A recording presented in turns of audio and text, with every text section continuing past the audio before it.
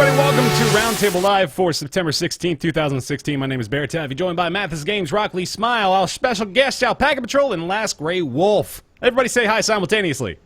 Hi. See, you did it again. I thought you might. Yeah, only I did the joke this time. They haven't seen that, though, so they don't even know what the joke is. Right, so it's like a preamble to the joke now. They get to have a little bit of a build-up to it. You just made the actual joke the bad joke by giving the spoiler to the joke before it existed. Welcome to Roundtable, right? Thanks for joining us, everybody. It's great to have AlpacaPatrol back on the show, man. How you been doing? Oh, I'm doing very well, actually. Thank you for asking. Now, you're going to have to help me out here. We had you on for, do you remember, like, what the big thing was? Because I feel like we had you on for a particularly juicy discussion pretty recently. Nintendo. I think it was... I can look in the Roundtable chat because I looked to see what time it started based on your messages. So hold on. We're sleuthing. I'll scroll up. I think it was the August 16th episode is what I remember. Like exactly a month ago. Exactly a month. Yeah. So Sigils ARG, Metal Gear, EA on the route to remasters. Oh, that might have been it, actually. Yeah, I think it might have been the remasters conversation. No Man's Sky, Oklos, the police. That couldn't have been it, though, right? That wouldn't have been a juicy conversation at all. Well, at any rate, great to have you back, man. We've got you along with Last Grey Wolf. Austin, welcome back to the show. Yeah, happy to be here. So what have you been playing this week, man? Pokemon, pretty much. More Pokemon. That's good. More Pokemon. I'm in, man. I can't get out. I'm stuck. Deep stuff. Rob, what have you been into? I have been playing. Well, obviously, I've still been playing Madden, but more recently, Madden and Pokemon. Welcome back to the show. That's all we're talking about. I might actually start playing some Pokemon soon too. Actually, nice. Great. But no, I've been fucking around with the CK2 Map Generator that this mod this guy made. Okay, yeah. Tell me about that actually. It's really cool. It's basically what I've always wanted out of a mod in CK2, and essentially what this tool does, because it's not actually a mod itself, is it randomly generates a map, and then it populates that map with history and unique cultures and religions and all this other stuff, and it even sets up different bookmarks for you to play at, and over the course of like 1,000 years, and it does it in real time, and it's quite good. I just popped a GIF in chat of one of my generations. Oh, look at this guy. Yeah, one of the map generations. It's really it's really interesting tech, and the guy is actively developing it like all the time. Like new builds come out like every 2 or 3 days, and the most recent one allows you to draw the map beforehand before you generate it. So I'm actually surprised it took this long for something like this to come around, because CK2 is still fairly popular, isn't it? Yeah, it is actually. It's still got a really high user base on Steam, but the thing is, it's a very complex tool to make because you have to be able to procedurally generate a map, and then it has to have these color specific codes, because that's how the game actually looks at like an image, and that's how it generates the map. Like even with the base game, and then you have to have a complicated history progression and culture progression and what does this progression. pilot have to say about it? I'm not sure. Could LaGuardia weigh in? Well, that's awesome, man. I am glad to see CK2 still getting a lot of love here. Our docket today consists of some very interesting conversations. We've got another update to the Steam customer review system. The update, well, let's not bury the lead here. Let's go ahead and let that just swim for a little while.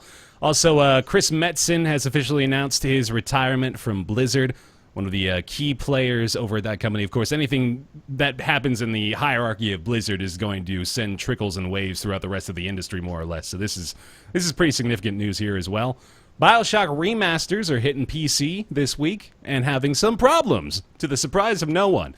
The Last Guardian and South Park, the Fractured But Whole. I'm just gonna say Fractured Butthole. Can I just do that? That's what it is. Let's not even That's what circumvent I'm it tired of anymore. pretending it's not that. Both get delays, unfortunately. So we'll just get a quick bit of tidbit news there. You're never going to see your game come out. Okay, we're going to talk about it. Nintendo Go's Pokemon Plus, or Nintendo Go, don't let me give them too much credit. Pokemon Go's Pokemon Go Plus accessory has just been launched this week. Actually, I think it was today that it just came out as well. And From Software, hinting at a few new projects down the line, along with a little bit of Resident Evil 7 demo goofing, and Redout just came out on Steam a couple of weeks ago. We're going to talk about that one as well. Start off with, we got another update to the Steam customer review system. So the big story here is that the system used to allow for anyone and everyone to submit reviews, right? Whether or not you received a key from the developer or you just bought the game by yourself. And in the recent past, they have adjusted it so that you are able to determine who received a key or who activated a key through Steam, I guess, whether it be the received one or if they got one by other means.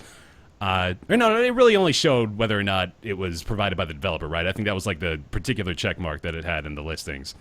I don't know if it ever actually separated like the activated keys and the provided keys. But now the big story is that users who are given Steam keys for products will no longer have their reviews show up in Steam's database, and they will no longer affect the overall user review aggregate score that Steam uses. They have a rating system, but it's not like a 1 to 10 scale. It works behind the scenes, and it's what you see on the store page, where it indicates a mixed reviews or very positive or overwhelmingly positive, that sort of thing. That's their actual customer review score system. And now the people that receive keys from the developer or just get Steam keys via Kickstarters or something like that, those people are no longer going to have any sway on these reviews. Weird. Yeah, it's a very interesting decision. This, of course, coincides with another recent change they made to the Steam review system, your user review system, where recent reviews will show up in a different hopper adjacent to the overall reviews, the ones that have been voted up the highest by the community. So there's a few different factors to this. Overall impressions to start off with, though. Anybody want to take the reins here? It seems a little weird. The main reason is that I don't think that that's like a significant portion of the review. So is it really going to have that much of a difference at the end of the day? A significant portion. Yeah, It's I mean, definitely not the majority, right? But Yeah. it's certainly less than those that just buy the game organically, I'm sure. I just think it's a fix for a problem that really wasn't necessarily there. Well, here's the issue that this is sort of trying to address, where developers, it doesn't happen very commonly, I'm sure, but it is something that can be exploited, where developers will give out a bunch of keys to their game basically in exchange for positive reviews. So they're trying to game the system that way, and that's apparently been enough of an issue to the point where Steam now feels like they need to address it. So that might be the only thing they're trying to combat with this. well, see, here's the thing. I think that I think is what seems possible and honestly is even likely. But I would posit that I think there might be a different thing at work here, because like at the end of the day, since we know Valve doesn't talk about anything ever, so they're never going to tell us why they did this. But or if they will, it'll be like 3 years from now, like, oh yeah, remember when we did this? Anyway, so I think actually it doesn't have to do with reviews from people who are getting keys, like press people. Mm-hmm. I think honestly this is Steam's reaction to that whole big hubbub with G2A. I think that's what's.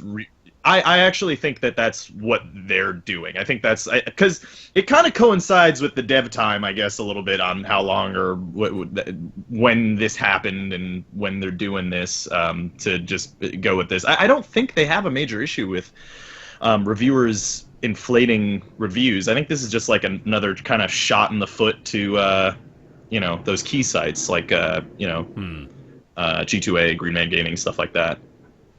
So I guess I'd be more curious about how much Steam user reviews really do affect sales. Maybe for like super tiny indie games where there's not a lot and somebody sees it by chance and they're like, oh, I've never heard of this game. It's like $3. 20 people have reviewed it. Let's see what those 20 people have to say. Maybe. But for the most part, like Steam reviews are just meme central. Like all they're there for is like, well, I booted up game, played for 10 hours. My sister killed me. Lol, would do again, 11 out of 10. Like, that's all those things are. So restricting them even more, I mean, I just don't know how beneficial they actually end up being, as opposed to somebody who wants to know what the game is like, and they'll just go to YouTube and be like, I want to see the game played, because that's what most normal people are going to do, is they're going to look up a YouTube or a Twitch stream, or they'll go to like a Game Informer or whatever and just read or watch the game. I don't know of anybody that I know personally that before buying a game looks at the Steam user reviews. I kind of use them as like a first impression, not like a first impression for me, but like if I hop onto a game page and I see like extremely negative, whatever the worst one is, like mixed reviews or whatever, and it's like 30% positive, it's likely that the game's bad. I mean, it could just be, you know, some kind of situation where the review or the game was bombed by bad reviews or something, but most of the time that's a good like eyeball, like maybe this game is good or bad kind of thing. But yeah, if you really want to know for sure, then you're gonna be like looking at gameplay. You're gonna be deciding for yourself at the end of the day. But that's really all that I use it for. It's just like a quick look at what the game might be, or if it's good or bad. Logical fallacy. Logical fallacy. What? No, but I do the same thing. You caught him? Yeah. Point that I'd like to mention also is that you can also just check a box and these reviews will return to the mix. I don't know if it'll change the overall mix, but you can at least look at them. It's not like they're gone. They're just gone by default. So although it's a change that probably will be more influential than not, it is still possible to see them. But my opinion is it's sort of the usual case of Valve overreacting before they rein themselves in a little bit, where they go a little nuts and then realize how much it actually affects things that they didn't intend to affect, or that they, you know, just didn't really mean to group in together. I think a really nice solution that would sort of address all the problems, since this does actually affect us if we were to write reviews about games on Steam, just have a verification system that makes you a member of press for the sake of Steam, and then have your reviews aggregate into the usual mix. I don't know why that would be that difficult for them to do, although I know they really hate to talk transparently about how difficult anything is to do. So, I don't know, maybe it's the hardest thing ever made, but that would probably fix the problem.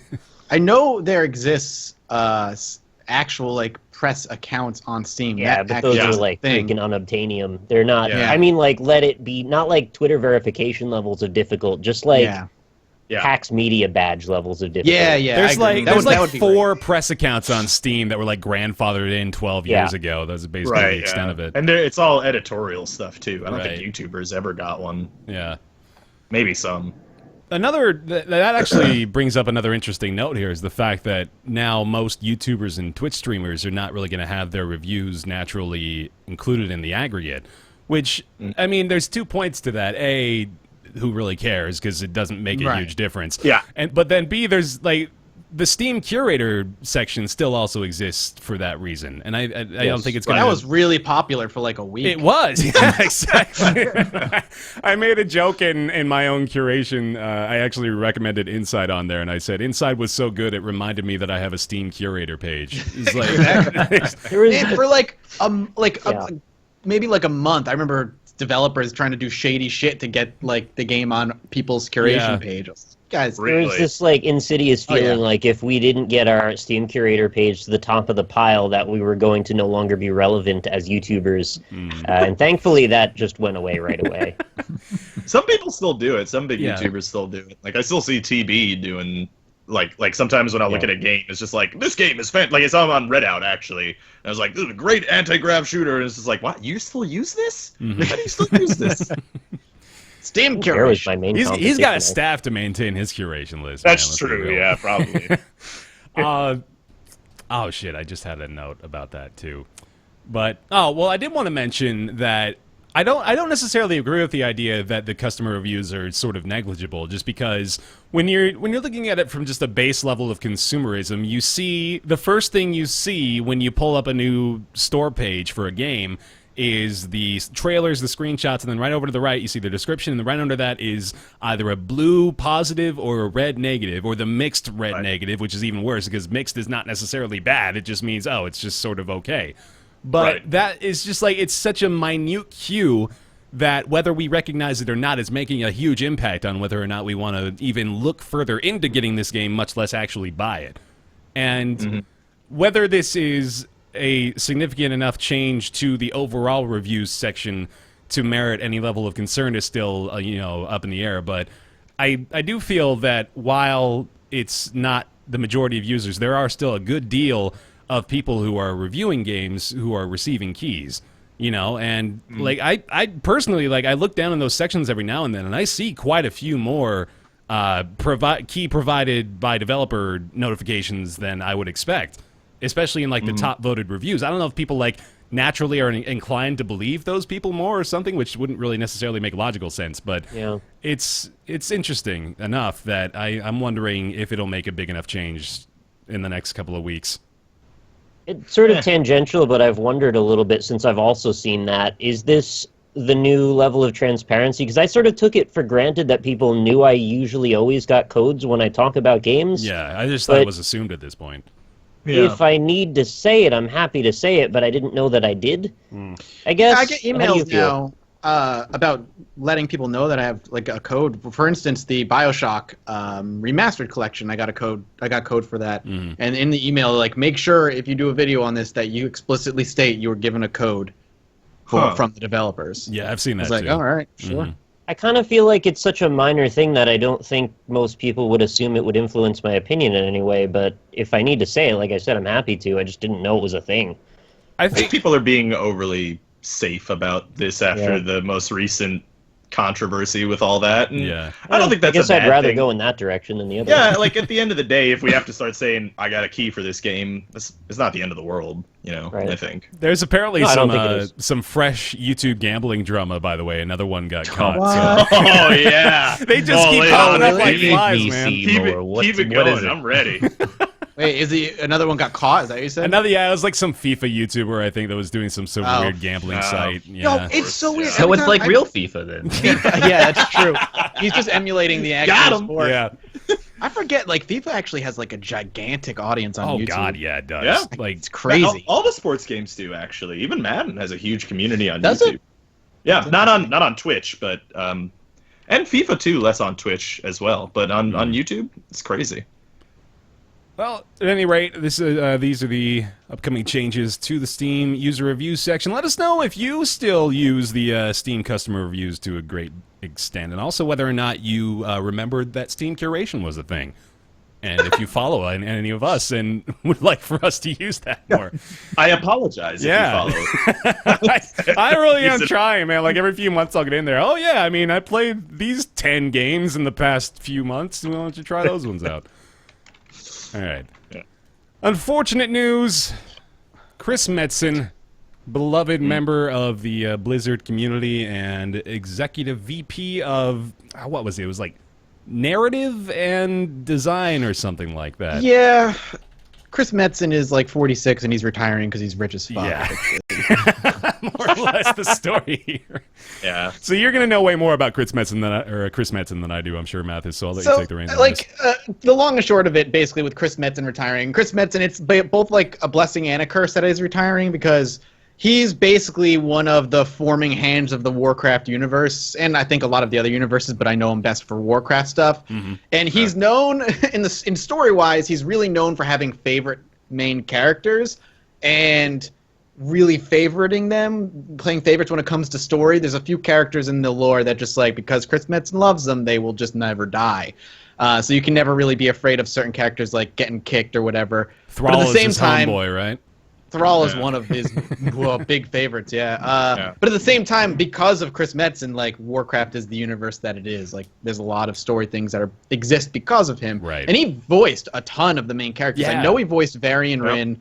He may have voiced Thrall as well. I think he did. But he's done so much great stuff for the World of War or the Warcraft and Blizzard universes that seeing him go, even though it'll be interesting to see where the story goes without his guiding hand, we have to thank him for doing what he did with the world. He did the StarCraft too. I mean, Yeah, Green Dream. Yeah, the entire- chat's going like Thrall is Green Jesus. Like Thrall can never die. The worst that happens to Thrall is that his legendary hammer doesn't want him anymore. Right. That'd be great if they just killed Thrall as soon as like As the soon day as after Metzen leaves. Yeah. All right. Finally. Oh, let's move on. No, me personally, like I've played a lot of Blizzard games for a long time. Yeah. I love Chris Metzen's work on all that stuff. I was super into all the lore on all that stuff for a long time. So it's pretty crazy that he is actually retiring, and he's not going to be the driving narrative force. Because I mean, he was, if you look at all the old art, like the old concept art for back in the day for like Warcraft and even StarCraft, Yeah. like all of that is all of it is signed by Chris Metzen. So I mean, he did the story, he did the concept art, he did everything. So It's a shame that he's leaving, but I think Blizzard is well off enough now that they can, get some good writers. They'll be okay, I think. Well, I mean, Yeah. he hasn't been the lead writer in a long time, but there's True. still speculation that, like, in order for story stuff to get passed by, he has to kind of give it the okay. Right, yeah. He's the showrunner for Blizzard. But yeah, exactly.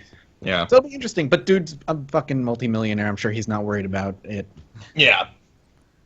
It's crazy to just to reflect back on just how significant Blizzard has become in the industry over the past 20 years. I mean, like, it's obvious to just think, oh, yeah, they made World of Warcraft, StarCraft, fucking Hearthstone, and Overwatch now are both their own, like, nearing multi-million, maybe billion-dollar properties at this point.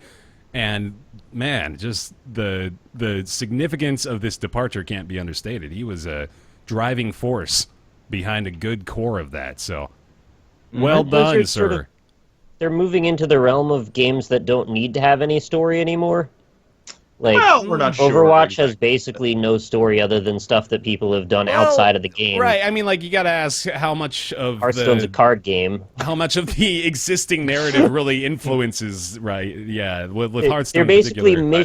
they're mashing up other properties of theirs into every new concept. Like, Yeah. Heroes of the Storm it's a bunch of properties mixed together. Mhm. So is Hearthstone. So I don't know. Maybe they just don't need anybody with writing abilities. Overwatch seems to have a hell of a fleshed out like world and backstory.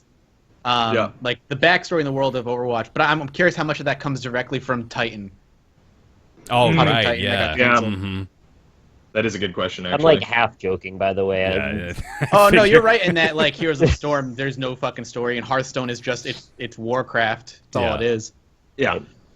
But they're still going really strong as far as lore stuff goes. As far as World of Warcraft, I mean, I'm still playing WoW with the new expansion, which is the longest I've played one of their expansions in like years, and the story shit is really good. I'm really surprised it's hanging on to you as long as it is, man. I'm really enjoying it. It feels like a multiplayer game again, which is what Yeah. Warlords of Draenor did not feel like. I'm still really into Legion. It's really fun. It's got a big audience on Twitch too. That's not really dwindling yet either. I'm surprised. Uh-huh. Like World of Warcraft is always in like the top 3 rows, but it's been sticking like in the top 3 spot for Telling you, since it came Legion out is now. probably so far. I mean, it's still early, but it's one of the best expansion experiences I've had since Wrath. Cataclysm was like pretty good, mediocre. I hated Panda Land, and then Warlords of Draenor was a Facebook clicker game. By the end of it, Did anybody like Panda Land? I'm sure a lot of people like Panda Land. I just didn't like give a shit about the lore of it, and I understand like the overarching story was really more about the time traveling in Grummish and all that bullshit, but I just didn't care. Yeah. Man. I mean, to be fair, the Pandaren, they Yeah. were always kind of like a joke in. Yeah, the they were just a joke Warcraft race games. in Warcraft RTS. Yeah, like you could only kind of pick them up in the neutral hero buyer areas and stuff. Like they're always a joke, but and they made a whole expansion about them. So Yeah, I mean, they kept that whole neutral thing. Like, you play a panda, and you don't pick your alliance until you level Right. 10, which is cool, but they're fucking pandas. They're Kung Fu Panda. It was a Kung Fu Panda expansion. It They feel introduced, like like, that to the me. monk class, which is martial arts. I'm Yeah. like, this is actually Kung Fu Panda. Can you be a Pandarian Death Knight, or is that not a thing? You Nope, don't that's not a cross-pollinate? thing you can do. Okay. See, it always struck me as so, like, there's such a disparity between, oh, you can be a blood elf or a knight or an orc mage, or you could be a panda. You want to be a panda? I Come hate on. it. I'm opting out of the WoW universe. I'll just be a Panda. Speaking of, this has nothing to do with anything, but there's I think he streams, is a WoW player, he is a Is that his level name? 1. I don't think know what he his name streams.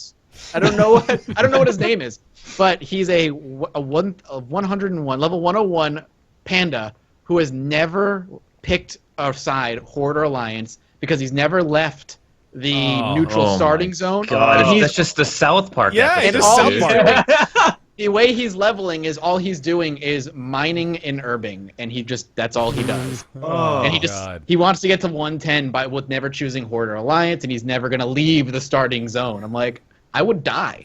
He gets like 26 experience per like herb picked, and you need like Yeah. A million or hundreds something, of isn't thousands it? or Oh. million like to level up. Why? That's something I would do. His name is Double Agent. Double Agent is his name. Thank you, chat. Yep, there you go. Check. I mean, if you want to watch, I guess he just kind of does like chill streams and like. I was gonna watches say, yeah, TV. you get that at face value, right? If that's a recommendation you're interested in pursuing, there's your guy. That's what he does. I was like, that is weird. That's an I don't interesting get thing. MMO streams. They seem so boring to me. Well, it's like I can get the Well, competitive rating ones are PvP probably- ones. Yeah, PvP and I rating, get it. I'm sure, is interesting. But yeah, no, just playing the game on its own. WoW to me has never been like the meat of WoW has never been the leveling or the just playing the game itself.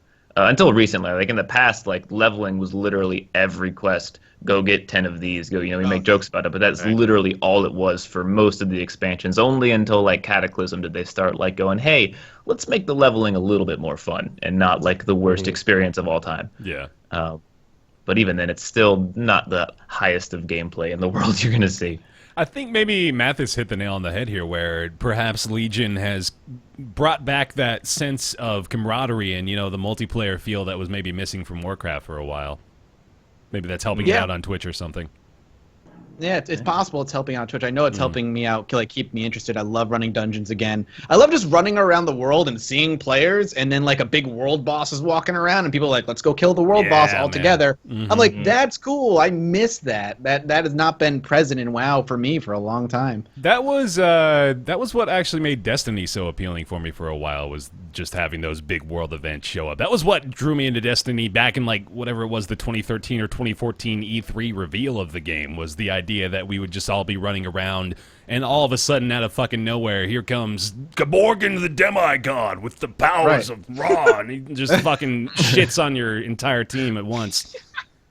Gaborgan the Demigod. Can we talk about how the name Destiny is the most overly grandiose name to describe the gameplay of that game of all time? I don't know if this is a very hot take in 2016, but I never got over that. I was like, what the fuck? Destiny is what you thought No Man's Sky should be, but it's just freaking Borderlands and Halo. yeah.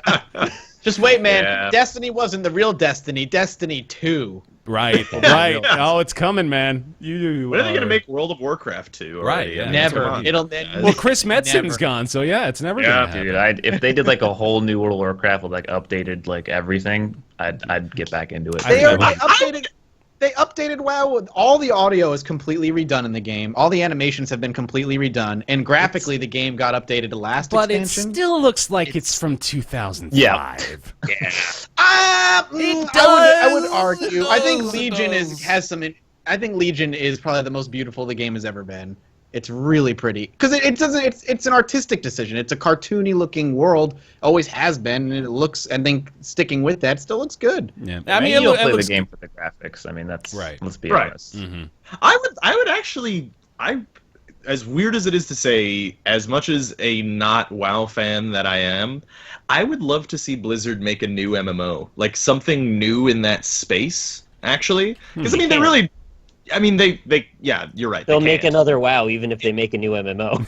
Yeah, I mean, in reality, like it's like when people are like, "Oh, why can't why haven't they made Warcraft 4?" And it's like, as long as World of Warcraft is happening, which is going to be the next 20 fucking years, Yeah. Warcraft 4 is never going to come out, unfortunately. Yeah. But I would love to see what Blizzard would do with what they've learned from World of Warcraft in that space, because I mean they did kind of like revolutionize that whole genre with World of Warcraft. But I mean, that's that's what Titan was, and for whatever reason, Titan failed. They can't. maybe it just wasn't fun. Titan never came to fruition, but Yeah. Titan never had a chance to fail. Mhm. Well, if you want to play something from your past that has been remastered to modern standards, perhaps you want to check out Bioshock. Huh? Segue? Segue? Well Yeah. done. All right, that's a good segue. Woo! The Bioshock remasters are here courtesy of 2K Boston and 2K Australia, and they are apparently having some issues on PC. Hasn't been as it hasn't been like an Arkham Horror Story over on the PC port side just yet, although people are definitely reporting issues. It's got that damning mixed overall user review score we know and love, but issues people are reporting are including pretty big graphic crashes or driver crashes, mouse acceleration. This is a hot topic for a lot of people. I'm not 100% sure what's going on with it. Does anybody understand mouse acceleration and like what the issue is with that? The on. software tries to kind of read the input you gave it and then sort of augments the input, which means that you're not controlling the game one-to-one. And Okay. that feeling just feels kind of off, like there's a little bit of a delay or things aren't really just the way you want them to be. So most people prefer turning mouse smoothing off. And when they don't give you the option, as they didn't in this case, you have to go into an INI file, which is really not difficult, but also it's just as not difficult for them to just implement the either 1 or 0 input involved to change that Because that's file literally what we do when we go and fix Yeah. it. Yeah. Right. into the actual game. So it's just a lazy thing, and it comes up way more often than it should because it just isn't a big deal for them to implement. Yeah. Mhm. So, sorry, go ahead. Someone was breathing. No, No? Okay. that was the plane. Yeah, that was, Hopefully all plane. I mean, I can ask the plane if you want. You Yeah, can sure. Let us know. Yeah. Yeah, so I mean, this is more or less a PSA for those of you that were interested in picking up Bioshock or Bioshock 2 Remastered. It is definitely having some issues on PC at the moment. I actually booted it up myself and was playing with a controller, which is how I played it originally on the PC. And apparently that's just flawed from the get-go, Yeah. according to some people. Mathis couldn't contain himself. Ugh.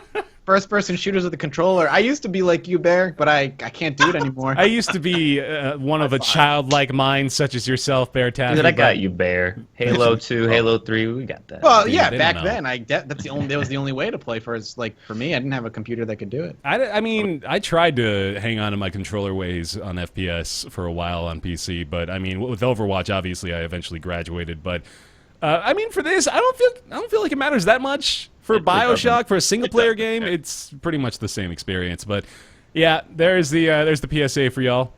Bioshock, Well, Bioshock 2 Remastered.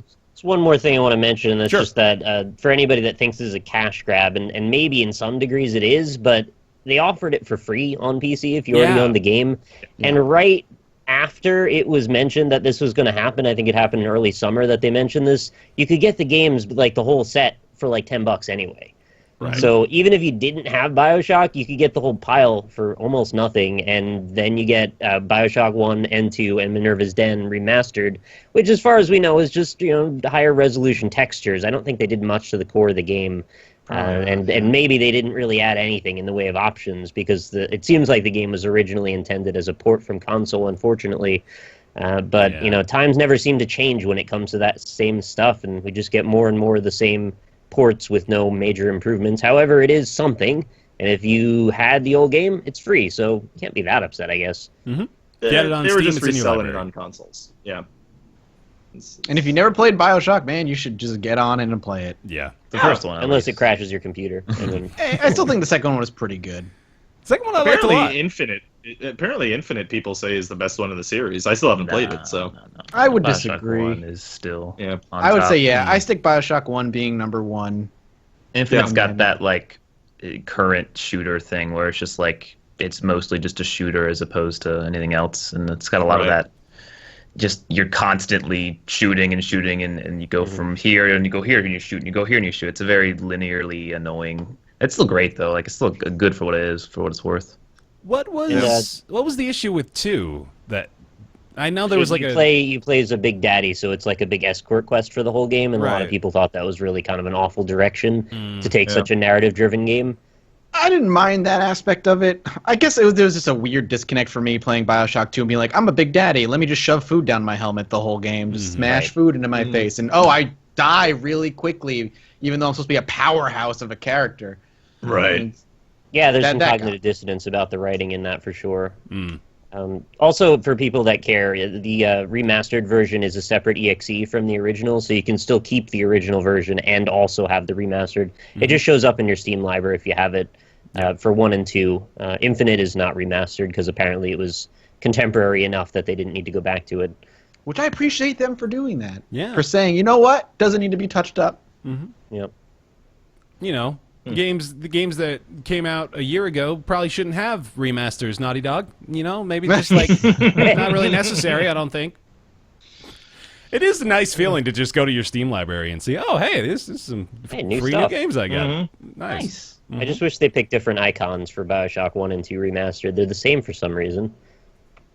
Oh, Don't know Give why. it to you if you have the. Oh yeah. that's weird. It's Don't got know only why. 2 in there. Just put two of those one symbols instead of the one. Yeah, I didn't get Infinite remastered. They gave me Bioshock 1 and 2. Well, I if have you had Infinite. listened Rob, to I Nick literally about 5 just minutes said ago, that. we just had this conversation. You think I Rob. pay attention to what you guys say? I mean, so I glad didn't we- listen to none of this. Thank you for coming onto the podcast, Rob. We mostly talk and listen to one another. I knew nobody listened to me. Now it's controversial.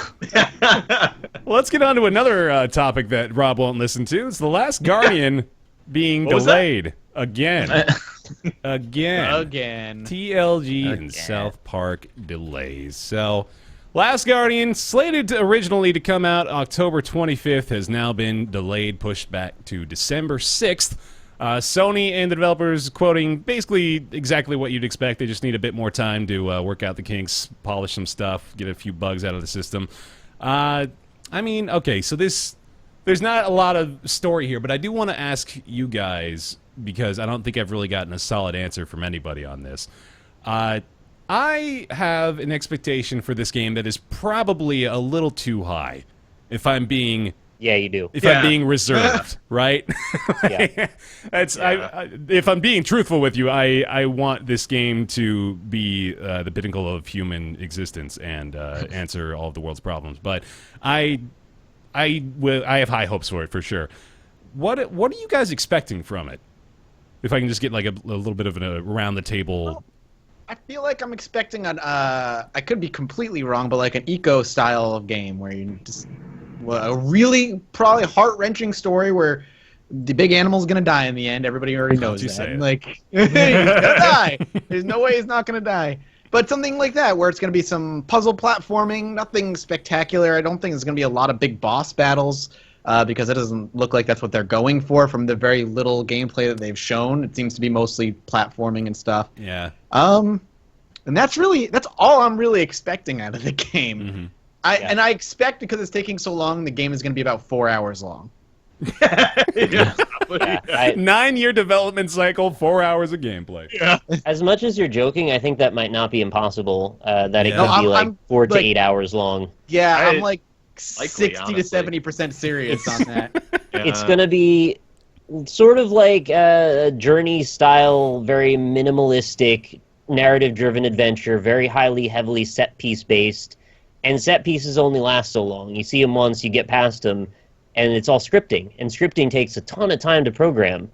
So I do think it's quite possible that there's not going to be a lot to stretch out the gameplay, and likely they'll focus on the stuff that actually matters to make it more impactful and emotional, because that's a thing they care about. So they'll skim on the filler, which I appreciate. Yeah. Making the game potentially reasonably short, hopefully not broken, Hopefully. given the amount of time. And I have a theory actually of why it might have been delayed just now. Okay. I heard, and I don't know if this is necessarily just anecdotal, but I heard there was possibly some rumblings about that they were Sony was mandating certain prerequisites be implemented to games for the PlayStation Pro with graphical fidelity, so that they might be going back in and maybe working on some things to make it fit some sort of architecture, API, infrastructure stuff. And that would explain why it might have needed that time all of a sudden, because over the summer they kind of made those revelations. And, well, I mean, if programming and dev is as clusterfucky as it seems to be, a lot of times they just drop stuff on people out of nowhere and expect them to sort it out. Right. So, Seems true. Well, I mean, also with the other, I don't know if you guys talked about PlayStation Pro, but there were rumors that the You mean to tell me you don't listen to the podcast, Rob? What? Well, I don't know if you know, but there were rumors that they were going to show it at E3, and then they were like, Scorpio has a lot of promises, we should go back and look into things. So, like, maybe they did drop extra stuff on developers, like, hey, we're actually going to do this instead. Right. Yeah, definitely a possibility. Austin, what are you expecting out of The Last Guardian? I mean, I think Matt has made a really good point. I think it is going to be a lot more eco than Shadow of the Colossus. It just kind of looks like that. Doesn't look like a game that's going to have combat in any meaningful way. But I mean, I'm a huge fan of Shadow of the Colossus. I didn't really. I've seen eco. I've seen like a Let's Play, but I think a long time ago. I never played it. But I mean, I think Shadow of the Colossus is one of those games that a lot of people put up there as like top 5 games of all time, top 10 maybe. Like, understand it. it's well, people love the game, right? I can give you a 20-minute segment on why I feel that way, Nick, if you're so interested. We should settle it once and for all whether it's a good game or not. I'd happily do that. All Want to right. do that right the fuck now? Throw down. Fair. Sorry, Fair. And there's I like, didn't mean to I sidetrack expect it it. to have 18 quintillion puzzles. That's right. And the leaves on the bird dog to be generated from the atom Yo, down. every feather on the bird dog is animated individually, man. Can you believe From its that? own periodic table of feathers. 20 million different feather movement They had to combinations. change the periodic table to make the feathers different colors at different levels. That's Bear's So, expectation of this game. yeah. All right, look, man. Step 1, Shadow of the Colossus is one of the best video games ever made. Step 2, The Last Guardian, I agree with most of your takes. I think we're all basically on the same page here in that it's not going to be... Well, like, it can't really be much like Shadow of the Colossus because the core gameplay loop of Shadow of the Colossus, it's impossible for that to exist in the context of what we've seen with The Last Guardian. Although maybe I shouldn't rule that out entirely because there might very well be stuff that we have no idea exists up to this point. But based on like the demos that we've seen and the people that have actually had hands-on experience, it doesn't really seem like it's going to be much more than just like a very pretty puzzle platformer, right? Which is, it's more or less what I'm going into it expecting, so I'm going to be completely fine with that. Like, the thing with Japan Studio and with Fumito Ueda is that like it's almost all about the narrative for the majority of what they're doing, you know? Like, Shadow has the gameplay, which makes it appealing, and I know Nick has had definitely his issues with that gameplay, but like the narrative, the story, the characters are what are the core strengths, I think, of Shadow, and I think that's going to be the same case here with The Last Guardian.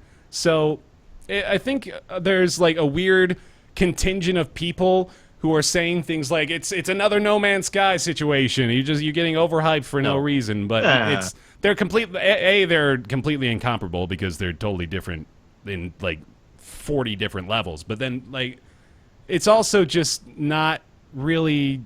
There's the hype is different almost. You know, like it's a different sort of excitement.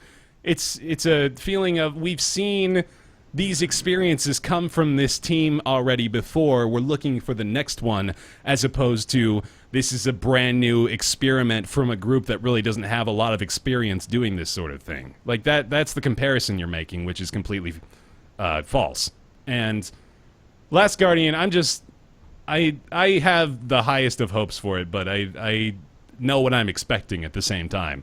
And I guess that's just more or less the point I'm trying to make, is that people should not get so blown out of proportion about the hype levels or the expectations for this game when it's been pretty clear-cut from day one, I feel.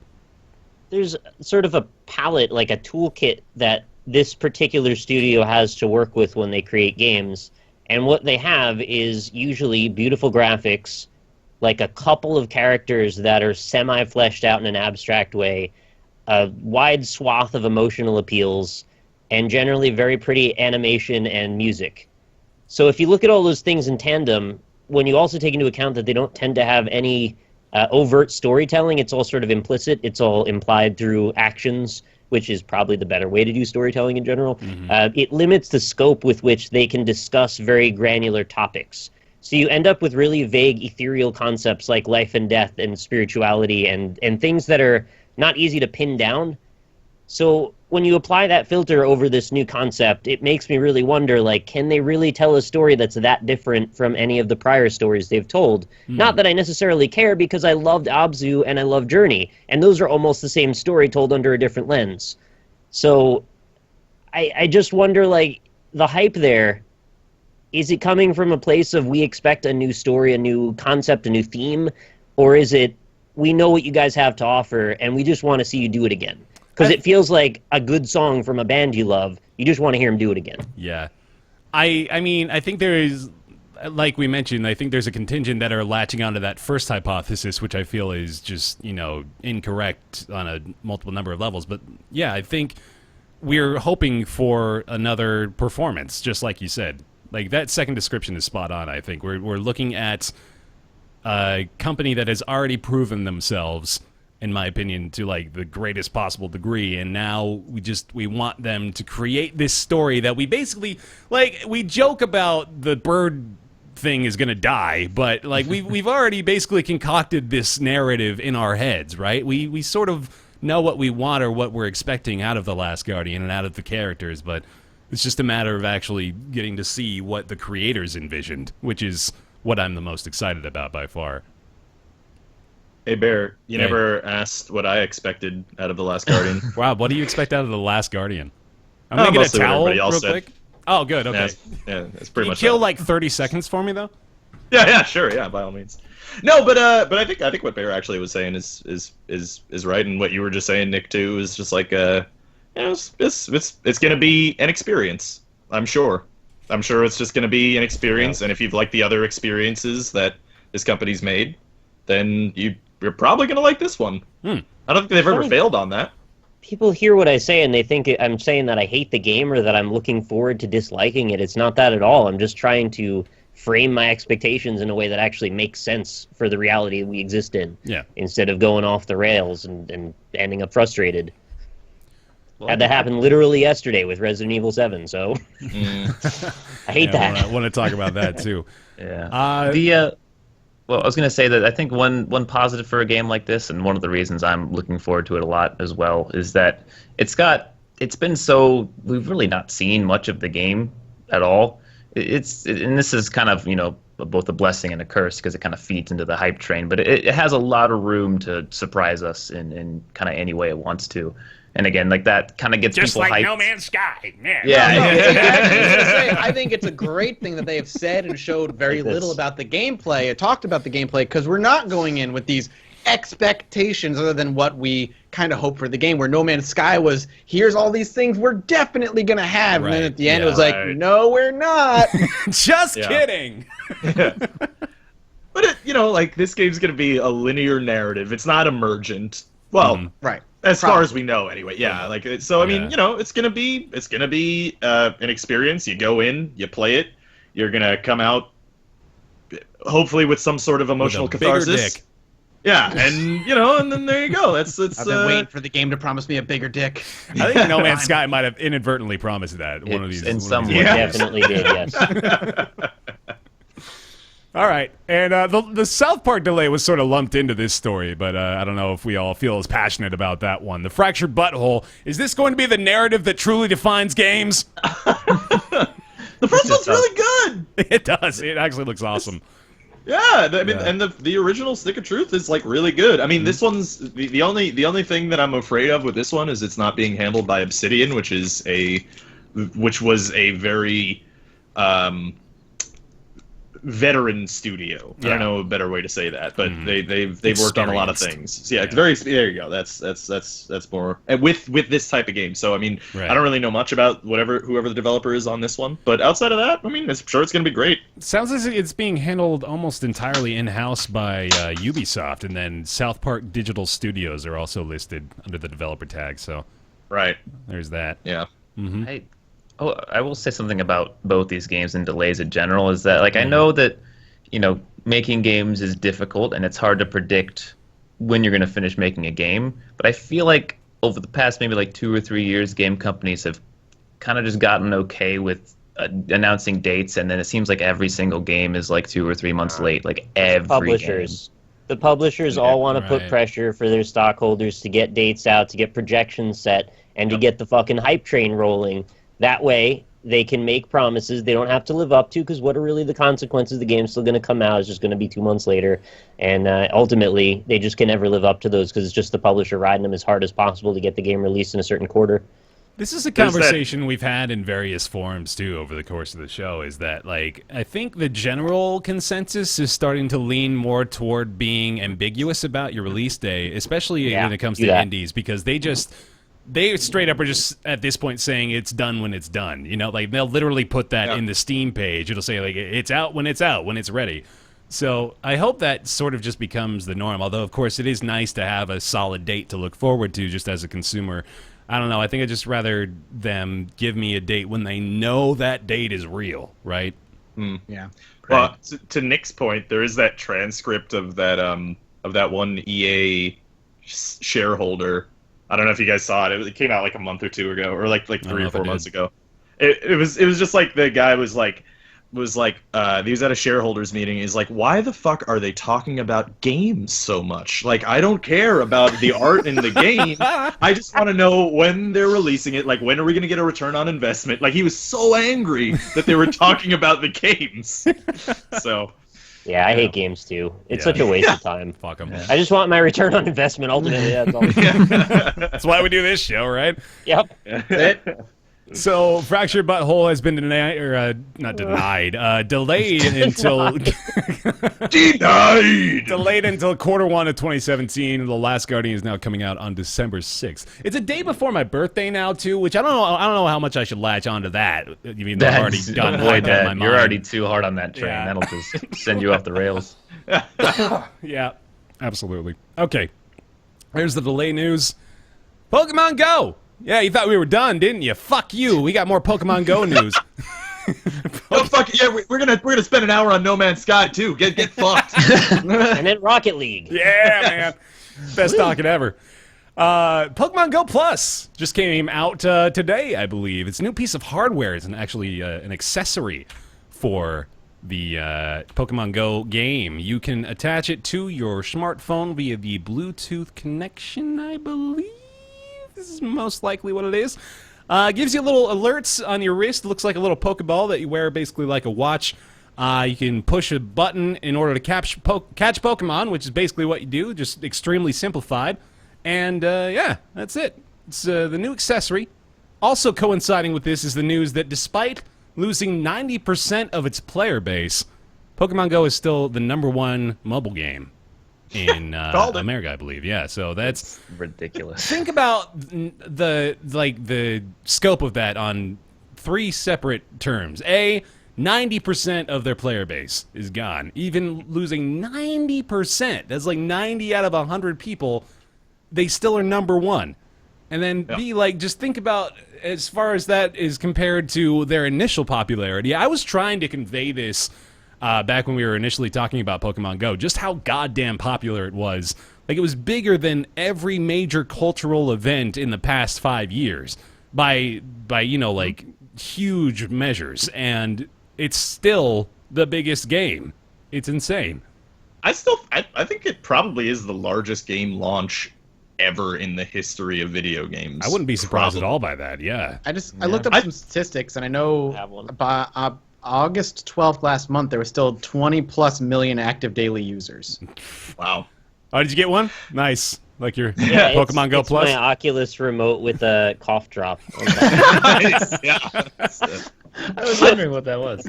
I think I was on the first time you guys were talking about Pokemon Go, and I think, or maybe just one of the times when you guys were all like flaming Pokemon Go, when I was like, think it's fun. Yeah. But anyway, I think I literally said if it has a 90% drop off, it'll still be the most popular thing. I think I directly said that. And it's because we kind of take it for granted, but keep in mind, 8 years of app stores, one day it beat every single other app in the history of the App Store. 8 years. Yeah. It took one day. That's crazy. Pokemon Go in August generated 20% of in-game revenue across all mobile games. All of them. The next one up was Candy Crush Saga with 4.5%. What about Game of War? Game of War, that was 2.9. That was number 4. That's insane. What a great game. Is that the one with Kate Upton? Why do we want a wrist thing for Pokemon Go? What does it do? It's okay. It's $35, so I don't know if that immediately dissuades people.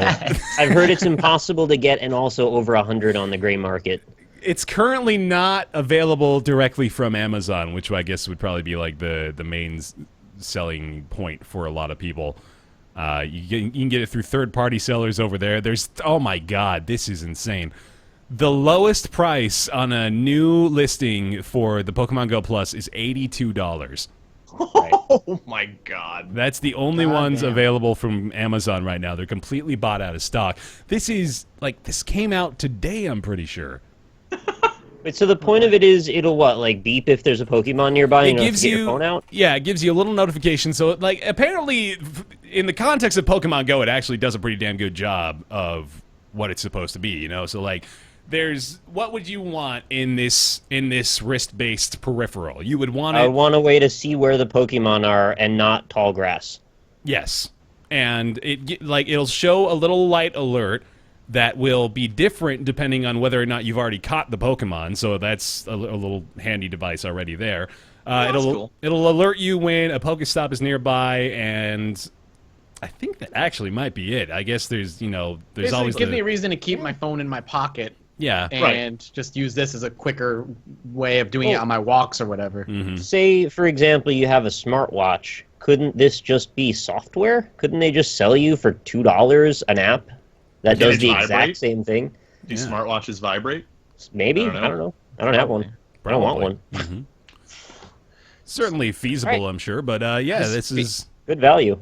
Yeah. It's just this whole thing doesn't feel like a thing that it needs. Like, that was the whole issue for me with Pokemon Go, is that I feel like they could have kept so many more of those users had they just done more with the game itself as opposed to working on whatever this is and seemingly nothing else. Is the game had so many issues, and I think it still has all of those issues now, months later, now that everyone stopped playing it. You still can't actually track Pokemon. like a good chunk. Now that everyone stopped playing it. Yeah.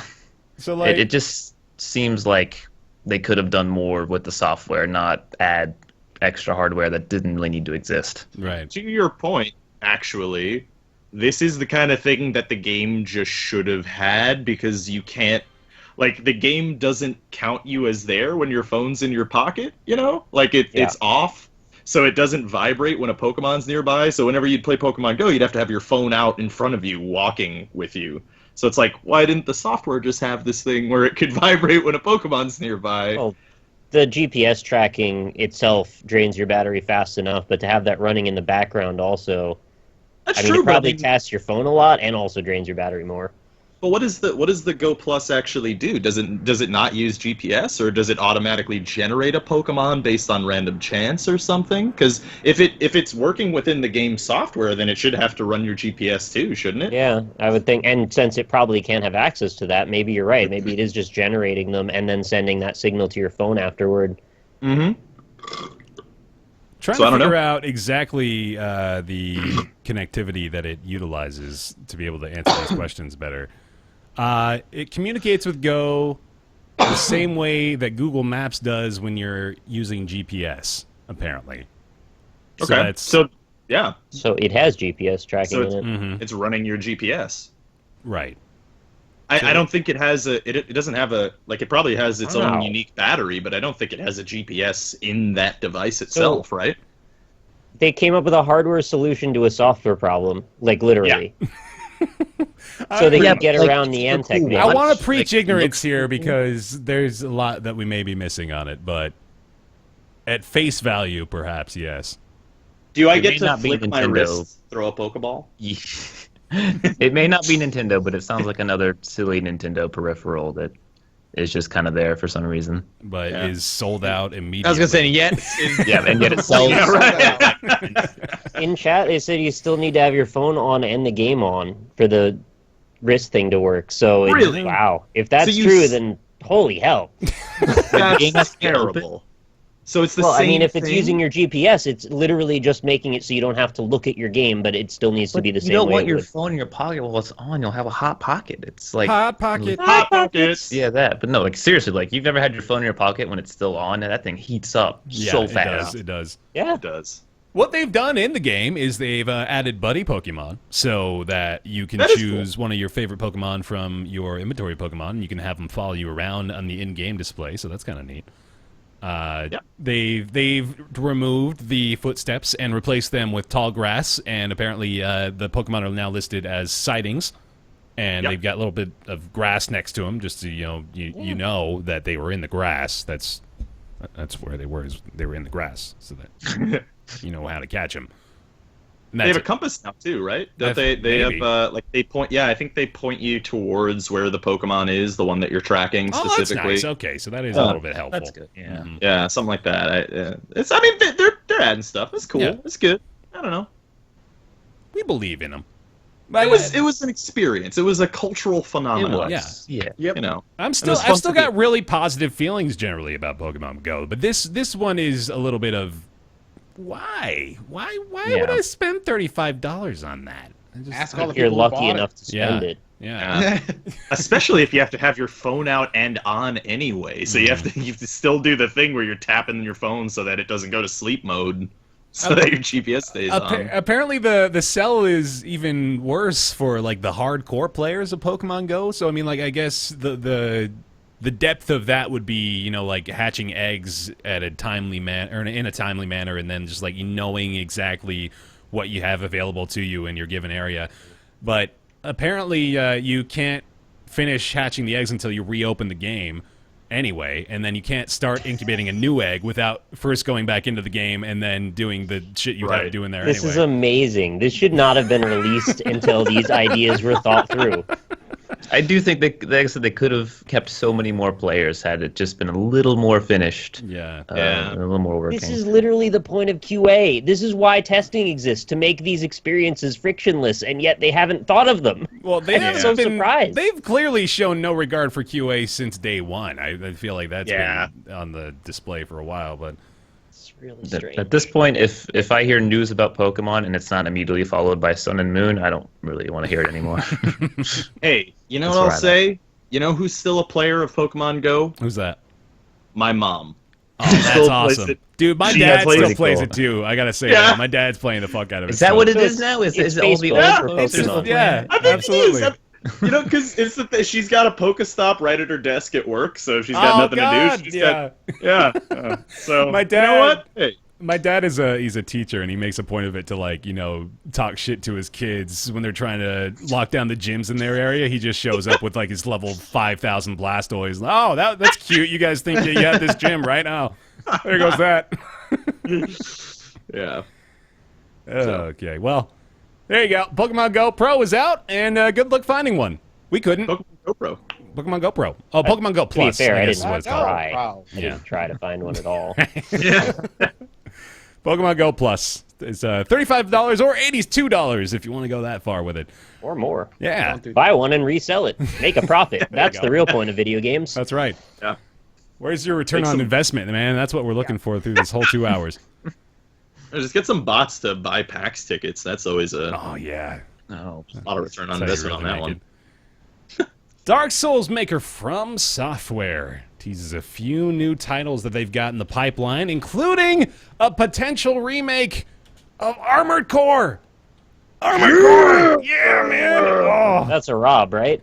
Oh, I'm super fucking pumped to that. That's yeah. a Rob. That's a bear, man. I loved Armored Core 2. Oh, you're an Armored Core as well. I didn't realize. Dude, I played the arena in Armored Core 2 like more than I probably played any other video game at the age, between the ages of like 8 and 16. Like, I played so much of that.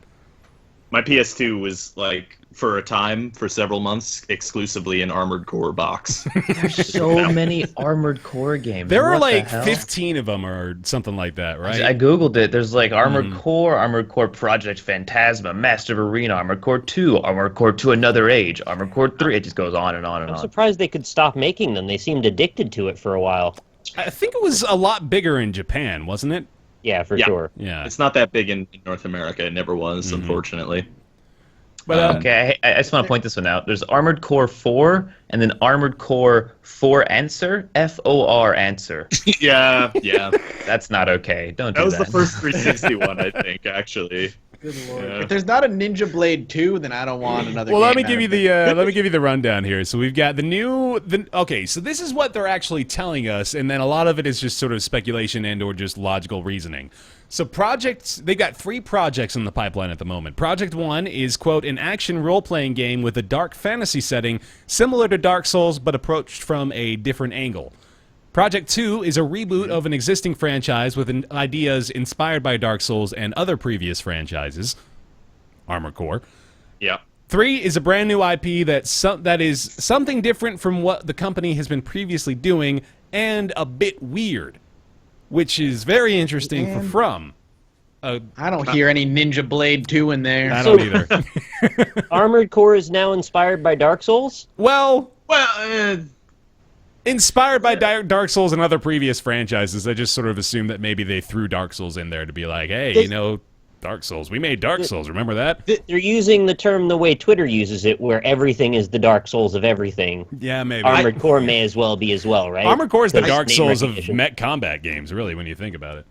I do want to say the article specifically are the ones that are saying that might be an armored core, but I have another possibility for what that could mean because they don't say anything about robots in that. They don't. In that Yeah. little tidbit. What that could mean, and when they say inspired by Dark Souls now, is they might be making a new Kingsfield game. Because remember, From actually also made that game, and Miyazaki even, Dark Souls is kind of almost like a reboot of the Kingsfield franchise in a lot of ways, or at least it carries over a lot of inspirations. So it could be a new Kingsfield game too. As much as I would love an Armored Core, I think that's a possibility, especially by saying inspired with Dark Souls. Yeah. At the time, it was the only first-person RPG action RPG that I could even think of.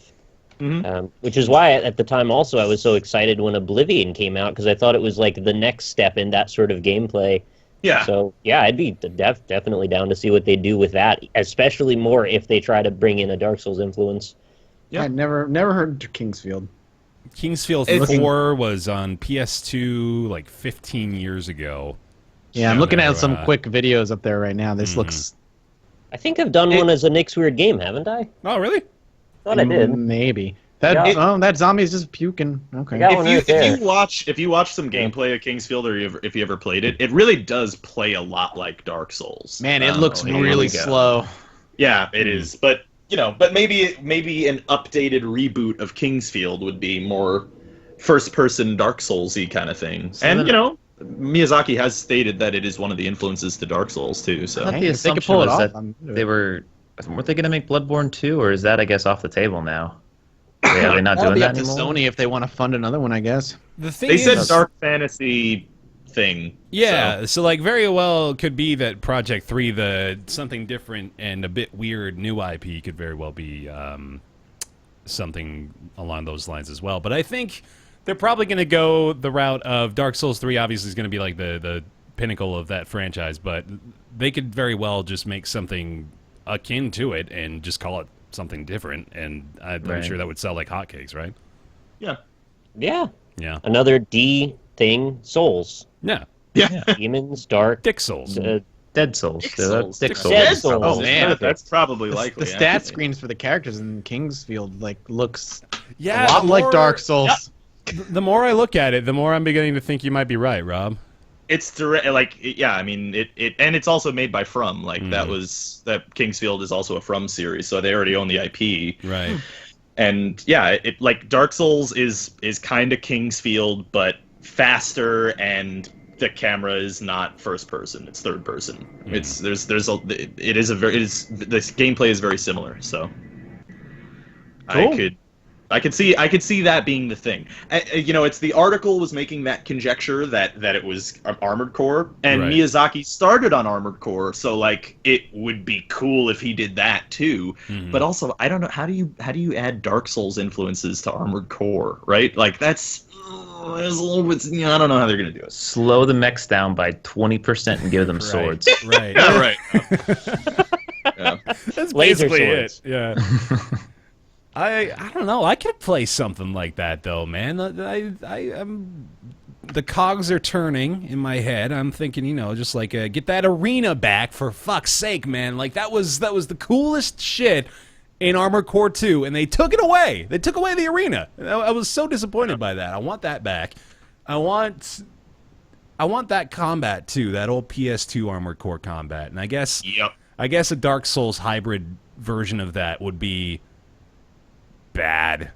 Now that I think it could be good, but I'm just thinking that I honestly think Kingsfield's more likely here based on what they said to me. Yeah, but I don't know. With that new information, I think you're correct, but I'm still holding out hope.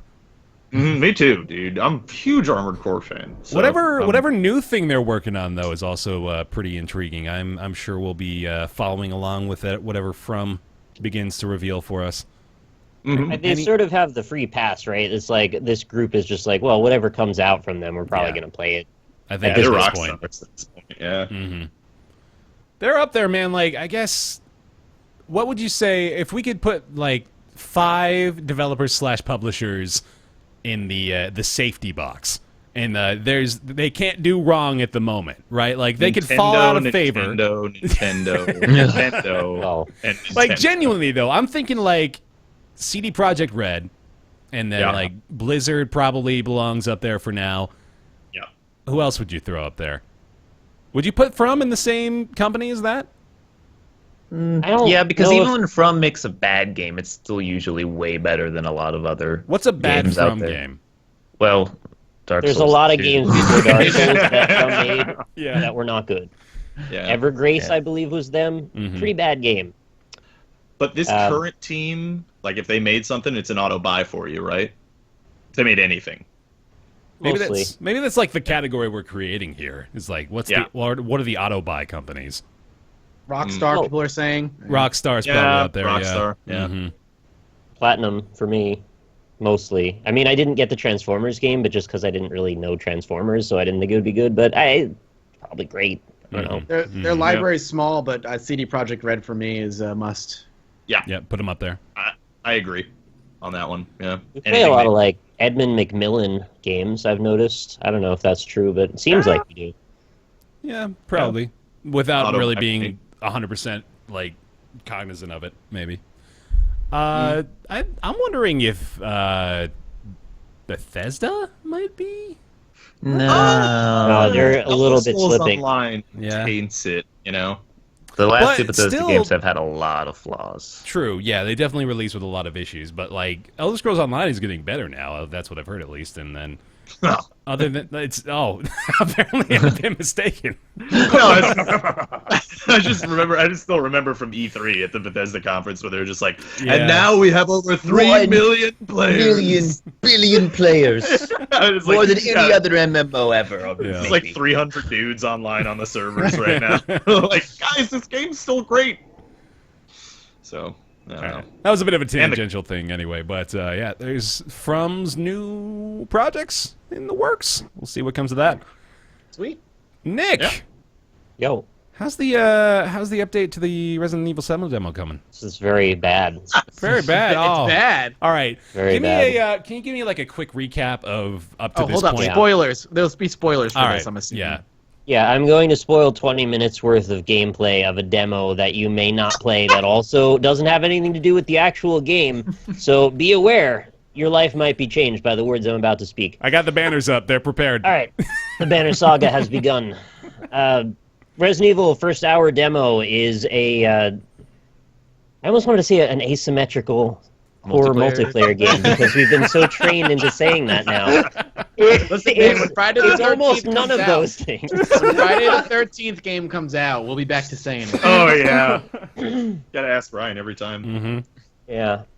So they wanted to reframe the Resident Evil series as being a first-person horror game with a huge emphasis on atmosphere. So they kind of redid the whole concept, where this demo, which is supposed to be a little proof of concept vertical slice thing that isn't actually from the game but relates to it in some way, and they're very vague and obtuse about how exactly it relates, finds your character waking up in a house, and the only mission it tells you flashes on the screen to get out of the house.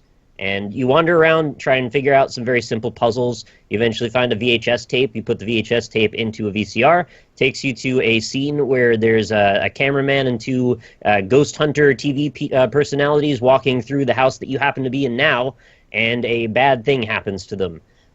The way that it ended up was there's like a 3-loop deep process you can go through in the Resident Evil 7 demo that finds you by the end reaching sort of a wall where there's just not really anything more you can do. You never properly get out of the house. You only ever get captured and killed.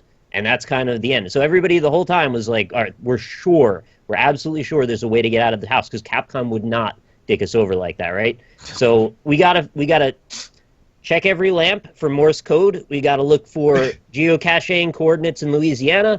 We've got to read all the newspapers, analyze the text files.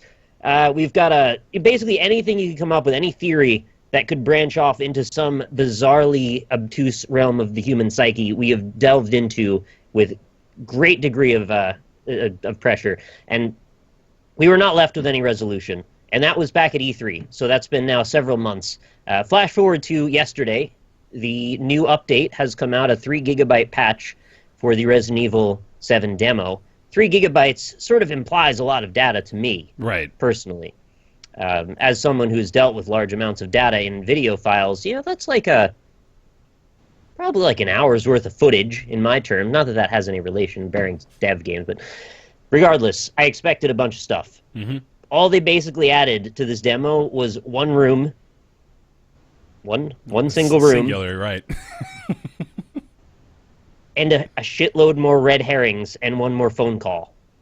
Oh. Didn't they get a dummy hand in there too? Yeah. So the big mystery last time was, what does this dummy finger do? It was the only item in the demo that had no obvious purpose that we again delved into every possible way to figure that out. Yeah. They bring us into a new room. There's a hand you can put the finger on, and they literally push the goalpost back one step. And now we have a hand with the finger on it that we don't know what it does. And as far as I can tell, there is no resolution again. So they actually managed to dick us around 3 months later with the same actual red herring again. Maybe I'm wrong, but I did play 2 hours of this 20-minute demo again last night. Yeah. Came up with nothing.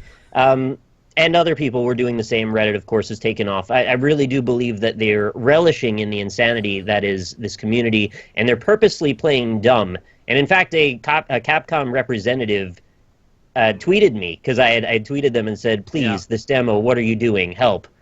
And they just said, it was Stephanie Palermo, I think is her name. She said, good luck, high five, or good luck, have fun. And then Good luck, high five. a bunch of emojis. And I was like, you're killing me. You're killing me. Oh. It was like a heart, a hand, and a knife or something. Quick, man, start reading into it. What could it mean? Stab the hand, right? It's So- for me. It's continued this pattern. I've been with Nick for a majority of this Resident Evil 7 adventure on his stream, and for me, it's shown this pattern that I don't like. That's starting to kick up here, where it happened with Rebirth, or was it Afterbirth? It was Afterbirth, I think. It Where was Afterbirth, yeah. yeah, where we've started going with this, like, let's give a fun puzzle to everyone, but they can't get the solution yet, and people think that's okay. People really underestimate how fast people are at solving these things. They think, Right. oh, if we put this in, no one will solve it yet, so we have time to finish. No, you can't. People are insane. People will stream Yes. 30 hours of this game. Nothing against it, but it's just don't do that to people. Don't give them something that they can't finish. It's such an awful feeling putting so much time into something that seems like there's an answer, and then there's just no answer. You have to wait until whenever to finish it. People think that we have to wait until 5 hours from now when the Resident Evil thing happens at TGS.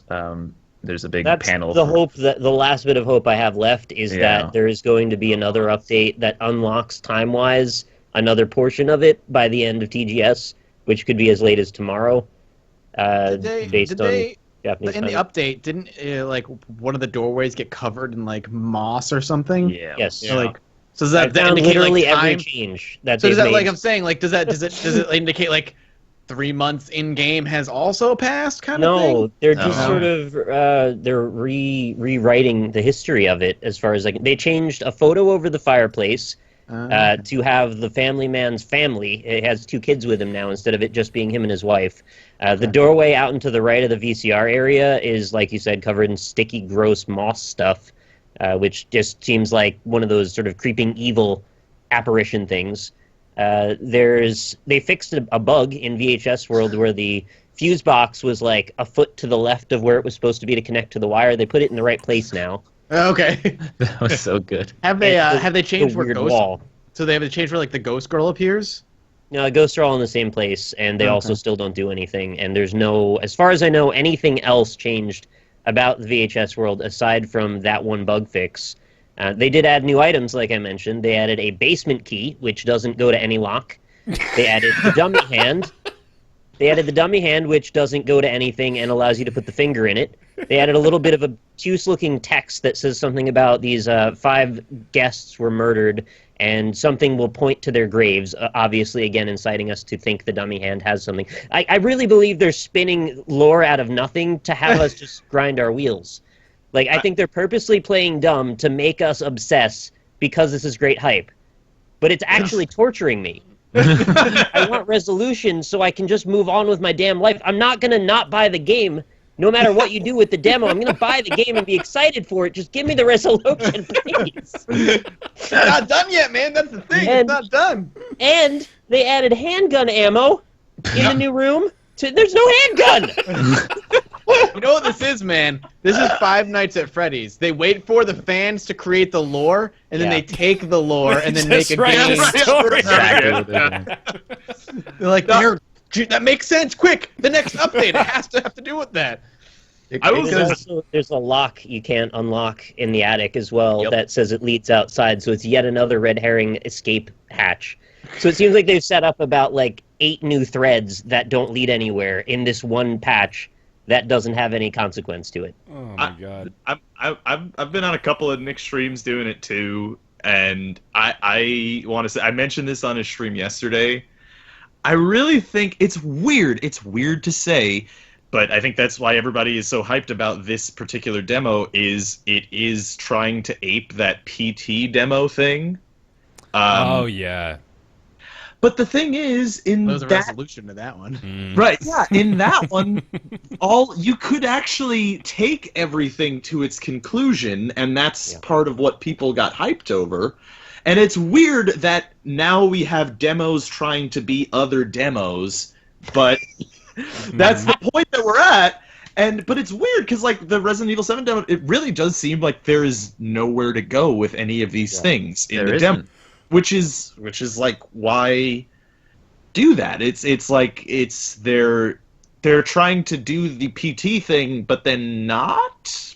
Yeah, I actually like this more than PT. I just wish they would finish the thing that they meant to create for me, because I want to have that experience to the end. And I love how obtuse it is. I just want there to be something to find. You know, it's like an ARG that isn't actually an ARG. Like you think it is, and then you're just like, oh, I'm actually just standing in a field for no reason. Why am I doing that?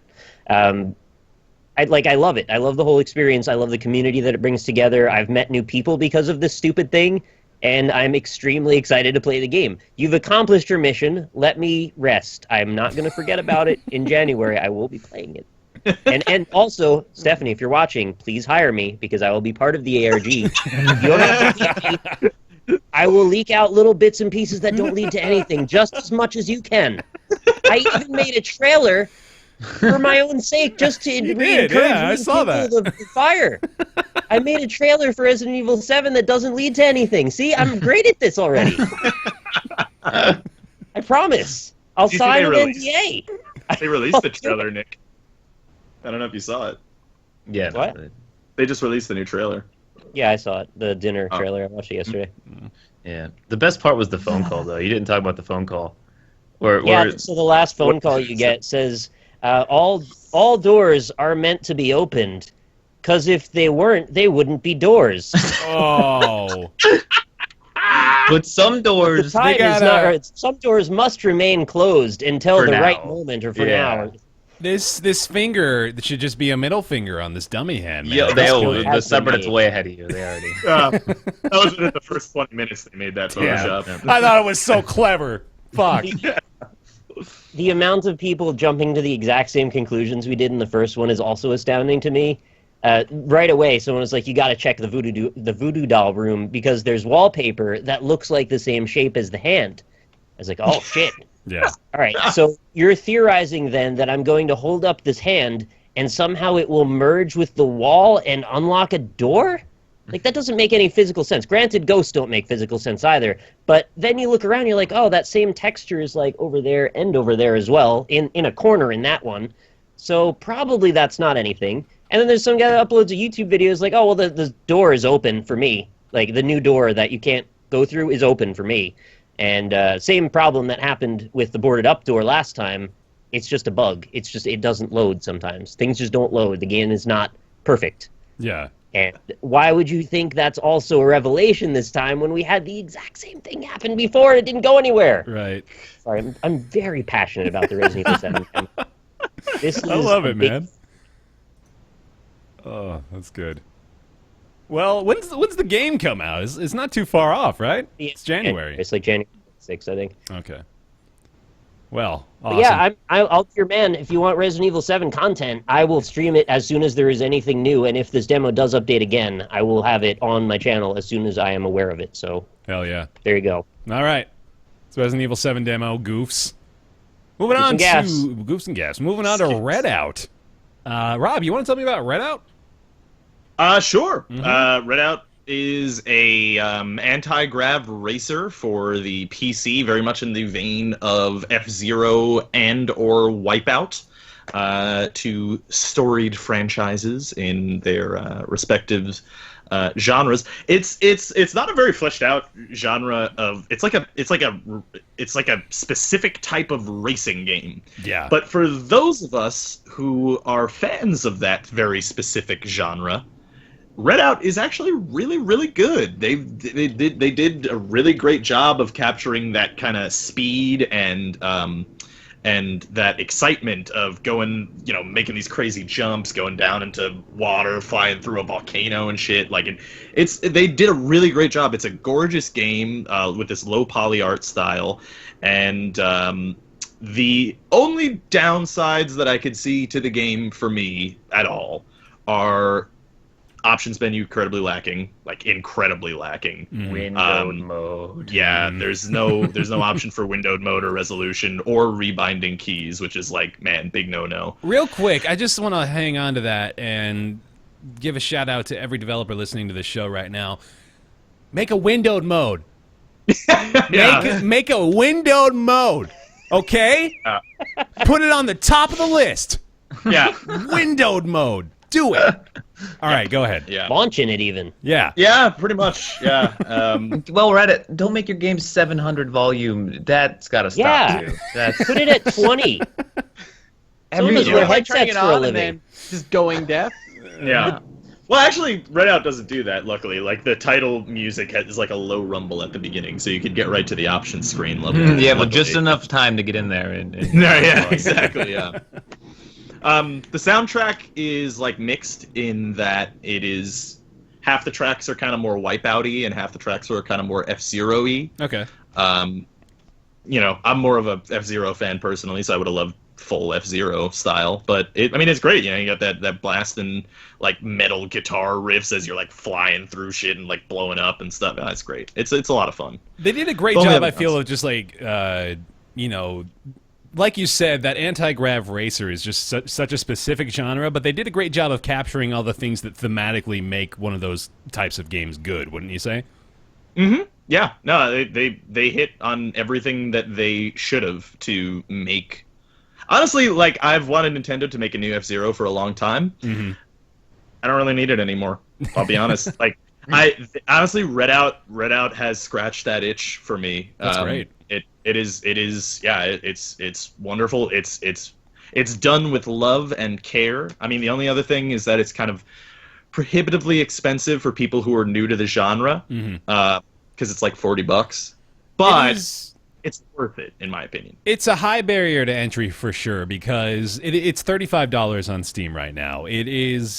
Like Rob said, it's a niche genre. It's also pretty tough too. Yeah. By race 4, I was unable to place in the top 3 occasionally, Mm-hmm. and I guess it's just that is sort of expected. It's just sort of notorious about the genre is that it's going to be a little bit difficult to even succeed at the base level before you have a little bit more experience or you're able to actually upgrade your ship to a certain caliber.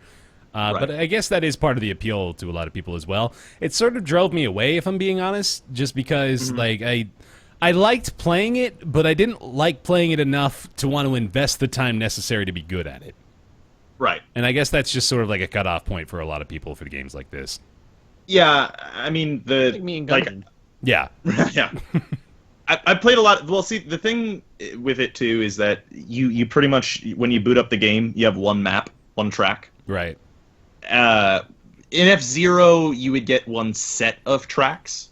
There's a good number of tracks in the game, honestly. There's 20-something. So, there's a lot of them, but you do have to go through the career mode to unlock those tracks, which is, again, another sort of barrier to entry to people who are I've never really played one of these games. I might try it, but it's hard, expensive, and you have to put in time to unlock the cool courses and stuff. Yeah. But despite all that, it pretty much perfectly achieves that feeling that you got from F-Zero and Wipeout and stuff like that. So for me, it's fantastic. Yeah. I agree that it's a very good game. I just wanted to put the caveat in there, though, that the maps are in themed groups. So although it seems like there's a bunch more maps, in a way you're sort of playing derivations of one set, which, if you compare it again to F-Zero, and I'm not trying to shit on the game, because, again, I really like Redout, and I think it's probably better than a lot of F-Zero games. But if you compare it to F-Zero, they've got, like, a big old pile of ships and, like, a whole random assortment of maps that almost have nothing to do with each other. But that's part and parcel with the fact that the game is fucking beautiful looking, and they only had probably so much budget to make assets, and they made very good use of them. You just have to be aware you're getting, like, 5 derivations of desert level, 5 derivations of ice level. So if that doesn't bother you, then cool. But if it does, just be aware. Cars too, actually. The machines too. You know, there's They're like iterative. 6 different, but they're linearly upgraded, and they all kind of look about the same in the same linear progression. Right. But, you know, indie game. Yeah, you Right. couldn't ask for much better production value out of this game. It's absolutely stunning. And like endorphin inducing too. The way they've set up the maps, they're well designed. Hell Yeah, yeah. man. Anybody else check it out? Mathis, Austin? I have not checked it out yet. It's on my little Steam list of things I need to play, but I haven't played it yet. And the Was it multiplayer works. It works. I was That just is going to such ask you a that, good yeah. thing. Works perfectly. That's awesome. Yeah, no, I don't have a huge opinion on it, but I wasn't a big F-Zero fan. But from what I've played about an hour of it or so, and it's really fun. It's like, I'm not a huge racing game guy, but if that's your thing, it's solid. Like everything about it, like just the options menu. That's my biggest complaint. But otherwise, it's a really fun game. I think I'll go ahead and echo that. I'll say I wouldn't say this unless it wasn't personally affecting me, honestly. But like that barrier to entry is there, and it is a challenge to overcome it. Yeah. I think, but I think if you get past that, it is a really gratifying experience. And if you're on the fence and you want to just give it some time, like a $20 price point when it's on sale is like definitely buy it then. Yeah, 100%. Absolutely, yeah. Yeah, for, you know, people who don't get the game for free, $40 is kind of, I can see it as a tall ask. Yeah. Yeah.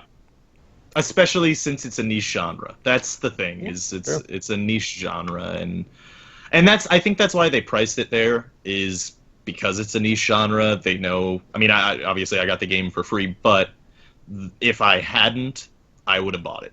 Yeah. Because I'm a big F-Zero fan. And I'm sure the majority of the people playing the game are big F-Zero fans. I'm not as big a F-Zero fan, and I would have also bought it and not regretted it because it's really well done. Yeah. Sweet. Yeah, There I we think go. no regret. Yeah. Right on. Redout, currently $35 over on Steam. Came out September 2nd. And that, I believe, is going to bring us into everybody's favorite segment. It's Ask Roundtable.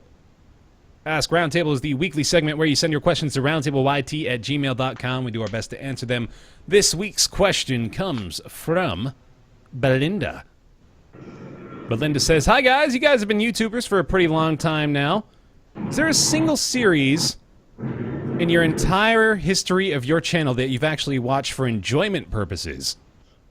That's the first part of this question. Is there any series you guys have watched of your own that you just wanted to watch for enjoyment? Are you gonna be able to admit it?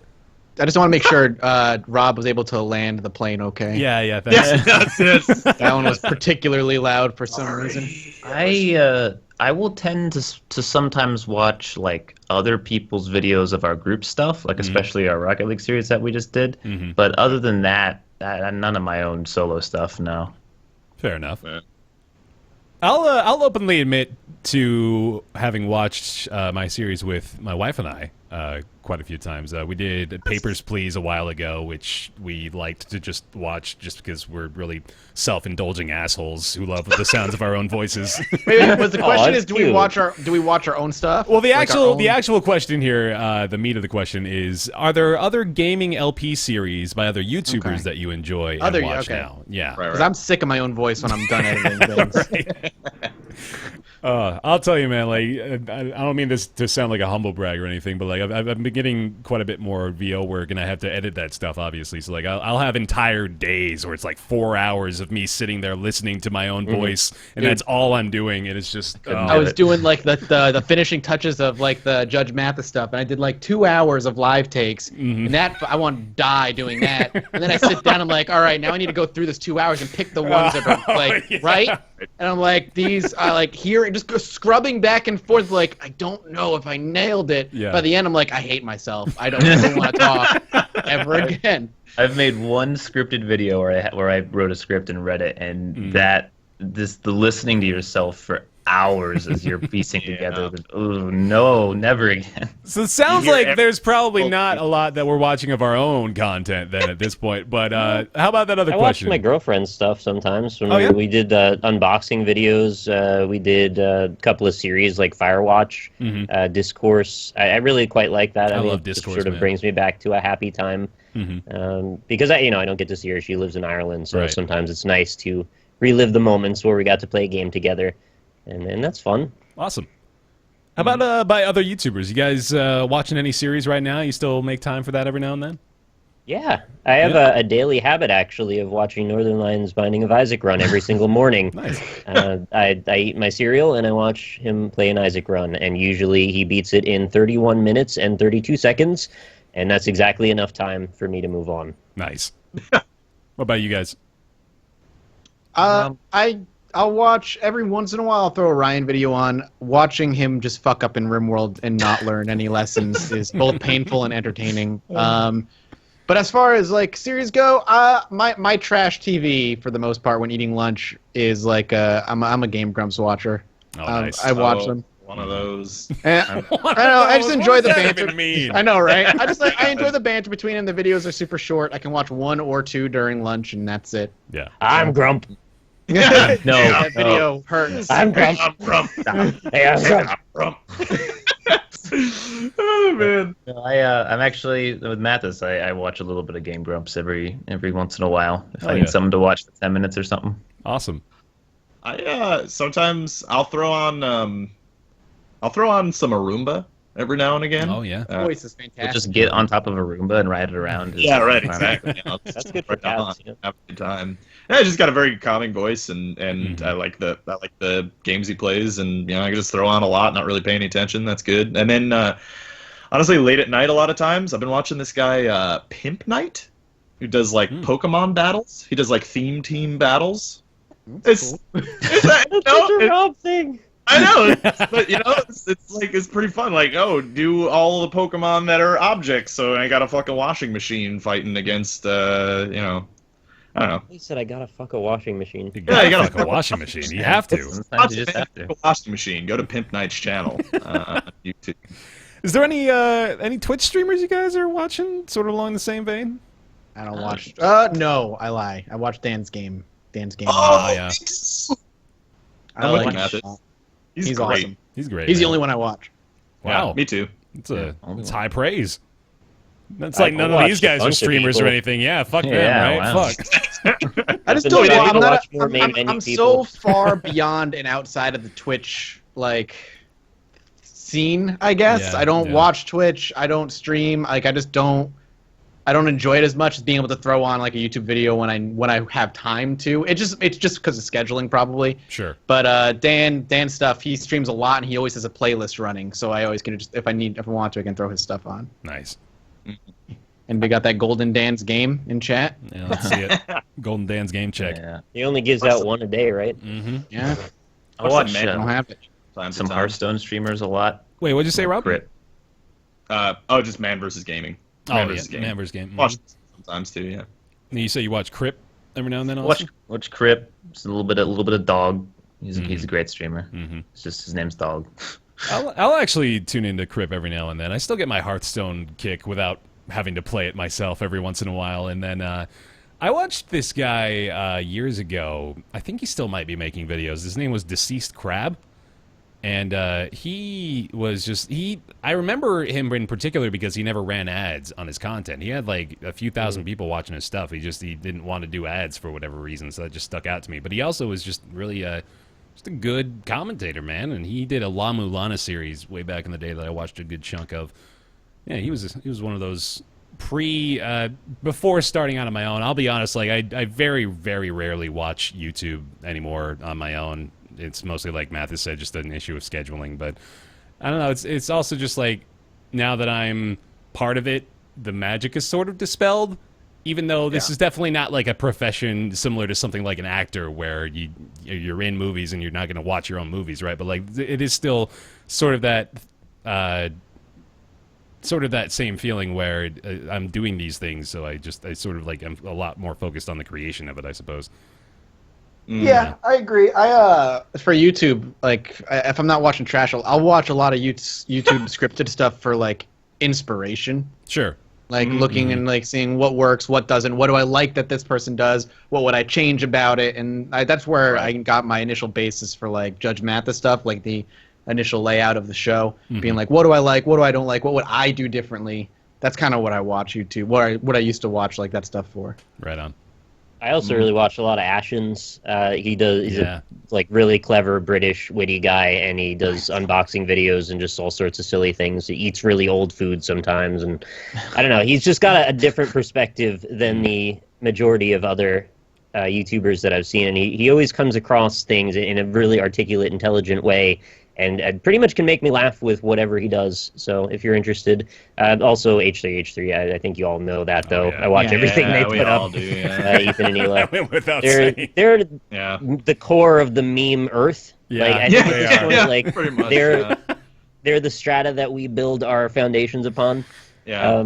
I also want to shout out one person on Twitch that I've been a fan of for a while that was a fan of me, and then I ended up watching him. Twitch TV/TyDogs. TYDOGGS. Look him up. He's a great guy. He's been streaming full time now for a few years, and he's gotten very little traction, unfortunately, but he's a very entertaining dude. Plays Isaac, plays a lot of the stuff that our community likes, so, give him a look one time if you want. He's a really friendly dude and just puts me in a good mood when I watch him, so. I want to give another big shout out to a YouTuber a lot you probably don't know. He plays a lot of The Binding of Isaac. He goes by the name of Northern Lion. You can find him. I will say, we should get him on the podcast. That would be great, right? He'd be really good here, I think. That without him being here to blow smoke up his ass, I did routinely watch his Isaac videos at work at the place I used to be employed, and it was on the clock, and I'm not ashamed of admitting that anymore, is that I spent a lot of time just watching YouTube.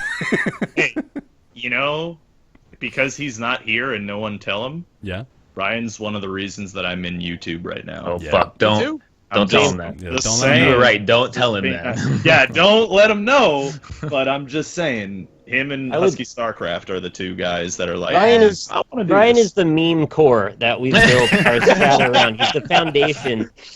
Yeah. All right. Thank you, Belinda, for the question. Appreciate it. If you've got a question you'd like to send us, you can send that over to roundtableyt@gmail.com. We'll do our best to answer them. That's open to everybody, by the way. You don't have to be a patron or anything like that. You can just send the email over and we'll read it. And it's now time for everybody's favorite segment after their favorite segment. It's Nick's Weird Games. Nick's Weird Games, a weekly segment wherein we attempt to guess a weird game from Nick's catalog of just, so many weird games. Normally have a theme song to go along with it, unless Rob or Austin feels like being particularly creative right now. It'll just be dicks and fucking nasty stuff. All right. That's all the jokes are, really. Well, hide your chats, because here we go. Hide your chats, hide your wife. Back into another Nick's Weird Game. So today we're doing another, I believe, a first for platform today. Today we're going to be looking for the answer of a PSP game. Oh, kill me. Nice. Be aware, this is not going to be a particularly difficult one. I expect you're going to be able to pull this one together. We're talking about a platformer on PSP, came out in 2006 in North America, and it is also sort of a puzzle game, features a bright and colorful cartoonish style, and was developed by Tatsumo, Tsutomu Kono. Sorry, I was really, really poor pronunciation on my part there. And this went on to become a little bit more of a larger series, but unfortunately sort of died off fairly quickly. It spawned 2 sequels and a PlayStation 3 game, and then that was unfortunately it for it. It's a game I was personally a fan of quite a bit, and wish they would resume. No, that one's definitely more a puzzle game than a platformer. Yeah, I guess think so, I can wasn't it? name one Platformer. PSP game. There's a few. They made that God of War game on the PSP. Was it that one? You said it was No. 2D? I got it instantly. Yeah. Shaq got 2D it side instantly. scrolling. Wow, holy shit. Okay. There's like a few. Mario. There's like, I know like a few well-known PSP games that are Yeah, like this is among them. platformers. This It's is among actually them. fairly- So I'm yeah, just gonna it's fairly start popular. listing the ones I know. Oh, here we go. Here we go. Okay, well, hold on, because like you don't give us a ton of detail here. So like, is there anything else you can tell I'll us? give you a little more then. Yeah. I wasn't necessarily done anyway. Is it rhythm? Uh, Is there music? Like, There is is it rhythm? definitely music, but it's not Patapon, no. Okay, that's where I was going. So discover a colorful adventure filled with unique and vibrant characters. Discover the joys of collecting pickeries, avoiding the moja, and fulfilling or finding the hidden Mui Mui. Oh, Loco Roco. Yeah, there you go. Ooh, nice. I played that one, and I think I played its sequels. Loco And they all Roco, go, fucking love this game. a lot. That's what I It's maybe remember. partially where I started to discover my love of jellies, actually. Oh, yeah, Loco nice. Roco, really great for jellies if you're into those as well. The Mui Um, Mui's so- got me. Sutomoku Uno. Yeah, I just remember them all screaming a lot. they do scream, and then you bash them into little bits, and then they reform into a bigger happy Yeah. blob. But they're happy little creatures, and I think we could take a lot from that. I love the art style of this game; it's so pretty. It looks really nice. That's Our good. winner today is Viaxial. Viaxial Mm-hmm. looks like the first person job, that got it. Viaxial. I congrats. recognize that name. Congrats. You get the luxury. Your prize is you can subscribe to this channel for $5. Tell him what he won, Mathis. Oh boy. Well, hey guys, we did it. Another podcast. Show. Thanks for joining us. If you joined us here live, twitch.tv/Roundtable Podcast. We appreciate it. If you missed any part of the show, you can catch the VOD over on our channels. That's BaerTaffy, Mathis Games, and Rock Lee Smile over on YouTube. You can also find the show on iTunes and SoundCloud. That's the audio-only version. And you can also support the show via Patreon. That's patreon.com/Roundtable. We appreciate any and all patrons that supply us with their funding over there. Much obliged. We want to give a special shout out to those of you that have been supporting at the $20 tier and above, which include Julian Abelsgaard, General Crunk, Scrotty119, Super Monoman, Jonathan Graham, David Schmitz, Colby Klein, Mavier, Greenlight, Christopher Flagg, Eric Schooley, Oren Saltzman, Brizzlebrip, Positron, Myth Scarab, Mediocrities, Justin Simmerfett, and Logan Ray. Thank you guys so much for keeping up your support over there on Patreon. We will be live again next week. I will not be here. I'll be over in the beautiful country of Iceland. But these guys, I believe, will be here. Enjoy the shit out of it. Iceland is beautiful, man. I'm looking forward to it for sure. They'll be here, right? And should be same time, same place here. Twitch.tv/Roundtable Podcast, 3 p.m. Pacific, 6 p.m. Eastern. Go follow our guests today. That's youtube.com/AlpacaPatrol for Rob and twitch.tv/AlpacaPatrol as well. And you're on Twitter at the same thing, right? Yeah. Yep. Everywhere. Yep. And Austin, it's on twitch.tv/last_gray_wolf. And you're still doing YouTube, right? I'll upload the group stuff that we do, but that's about it. Yeah. So and that's the what's the link for that? You can find it on my Twitch channel. Okay. How about that? That'll make it Last easier. Gray Wife. No, we don't we go gotta- there. We don't go Got a there. Mathis roundtable next week, so expect something to break. Mm-hmm. Something will break. We almost got through a whole show last time, and then something fucked up at the end. You're gonna realize, chat, by the time I'm gone, how much you miss this moving background as well. It's so damn pretty, isn't it? Thanks very much to AI Knight, by the way, for being a badass as far as all of our overlay stuff is concerned as well. He's been on call and ready to go for all the shit we need. So thank you very much, buddy, as well for that. And yeah, we're just killing time, really. I'm just saying, hey, thanks for being here. Thanks for watching the show. Hope you enjoyed it, and we'll see you next week. Sound good? Sounds good. Goodbye, everybody. Bye, everybody. Bye.